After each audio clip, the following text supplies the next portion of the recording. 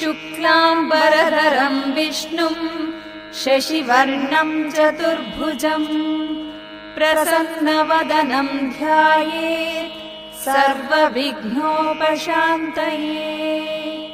अथ श्रीगणपतिसहस्रनामस्तोत्रम्।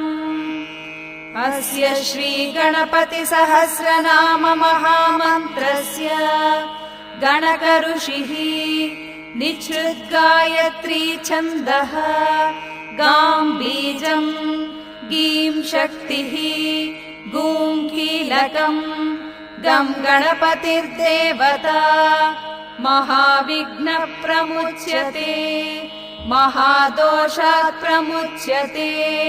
मम महाफलप्राप्त्यर्थे